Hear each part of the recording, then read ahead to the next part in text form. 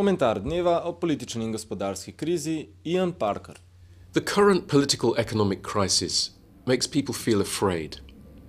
This fear is quite understandable, for many people may lose their jobs, and they've certainly lost their trust in politicians.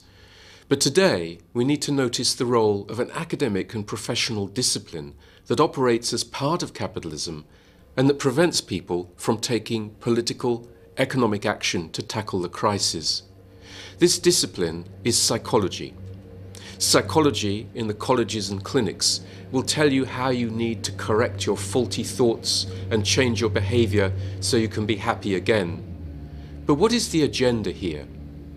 There are three aspects to this agenda.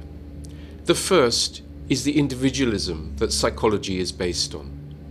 This individualism strips out relational aspects of human action, and those aspects are then only reintroduced later as if they're variables.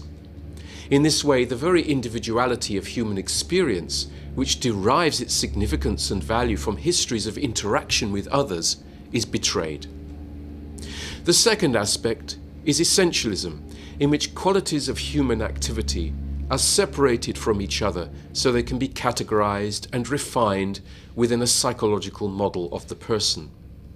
This essentialism then organizes explanations of what people can do and cannot do in terms of fixed mechanisms or procedures. The third aspect is normalization, which operates through universalizing representations of human beings, usually with the effect of confirming the superiority of the culture from which the representations emanate. Today, that usually also confirms the superiority of Anglo-American culture, in which psychology is so strong, and it's then globalized. It then defines who is abnormal.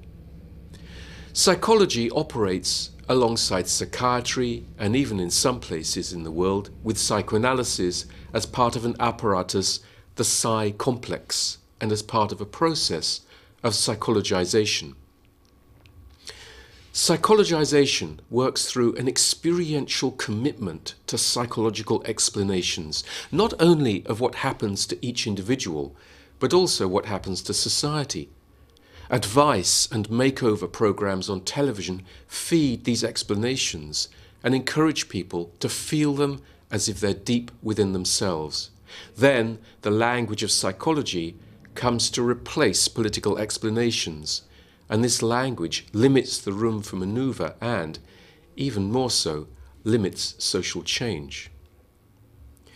So when you speculate about what made the banker have a crisis of confidence, and when you imagine that you should change the way you think and feel as a solution to this crisis, you are sharing in this psychologization.